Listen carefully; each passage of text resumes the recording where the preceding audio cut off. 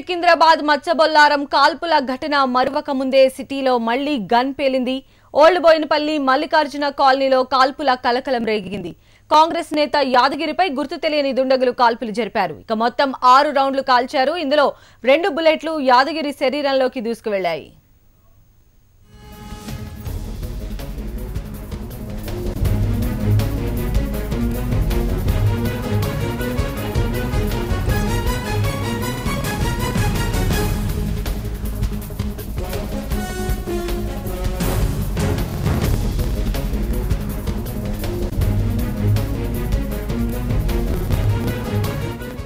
ఇంట్లో నుంచి బయటకు రాగానే యాదగిరిపై దుండగులు కాల్పులు జరిపారు. బుల్లెట్లు తగలగానే అతను కుప్పకూలిపోయాడు. వెంటనే చికిత్స నిమిత్తం యాదగిరిని సన్షైన్ ఆసుపత్రికి తరలించారు. ప్రస్తుతం అతని పరిస్థితి విషమంగా ఉంది.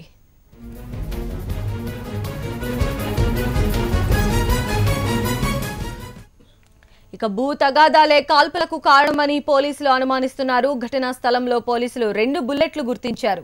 దుండగులు బైక్ పై వచ్చి కాల్పులు జరిపినట్లు తెలుస్తోంది. దీంతో వారి కోసం పోలీసులు గాలిస్తున్నారు. కేవలం 2 రోజుల వ్యవధిలోనే హైదరాబాద్ లో వరుస కాల్పుల ఘటనలు కలకలం సృష్టిస్తున్నాయి.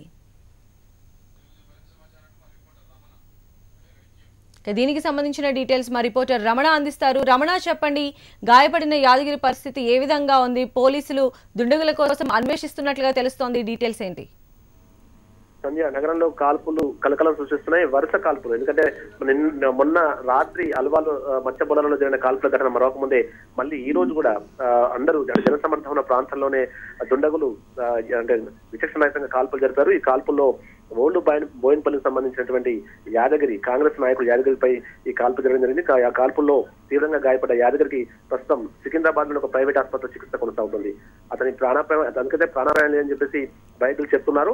ఏదేమైనా అంటే ఈ ఘటనకు సంబంధించి ఇప్పటికే ఘటనా స్థలానికి చేరుకున్న పోలీసులు అన్ని కోణాల్లో కూడా దర్యాప్తు కొనసాగిస్తున్నారు.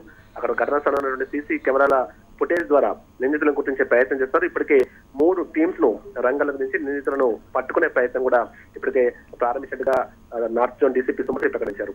మరోవైపు ఈ ఘటనకు ప్రధానంగా భూ వ్యవహారాలకు సంబంధించిన భూ తగాదాలకు కారణమని అనుమానాలు వ్యక్తం అవుతున్నాయి. గత కొంతకాలంగా సికింద్రాబాద్ పరిధిలో ఉన్నటువంటి ఒక ల్యాండ్ కు సంబంధించి యాదగిరి ఒక వ్యక్తితో కొంత గొడవలు పడుతున్నారని చెప్పి తెలుస్తుంది. ఆ వివాదాలే ఈ కాల్పులకు కారణమై ఉండవచ్చు అనేటువంటి ప్రాథమిక అనుమానాలు అయితే పోలీసులు వ్యక్తం చేస్తున్నారు. ఘటనా స్థలంలో ఇప్పటికే క్రూజ్ టీం అయితే రంగంలోకి దిగి అన్ని ఆధారాలు సేకరించే పనిలో పడింది. మరోవైపు సీసీ కెమెరా ఫుటేజ్ ద్వారా నిందితులను గుర్తించే ప్రయత్నం చేస్తారు. మొత్తం 3 బైకుల ద్వారా వచ్చిన వ్యక్తులు ఒక్కసారిగా 6 రౌండ్ల కాల్పులు జరిపినట్టుగా తెలుస్తుంది.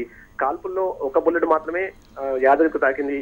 ప్రస్తుతం అతనికి ఆరోగ్యానికి అయితే భయం లేదని చెప్పేసి రమణ, మీరు ఒక్క నిమిషం లైన్ లోనే ఉండండి. ఈ ఘటనను చూసినటువంటి ప్రత్యక్ష సాక్షి ఎవరైతే రాజేందర్ ఉన్నారో ఆయన మనకి ఫోన్ లైన్ లో అందుబాటులోకి వచ్చారు.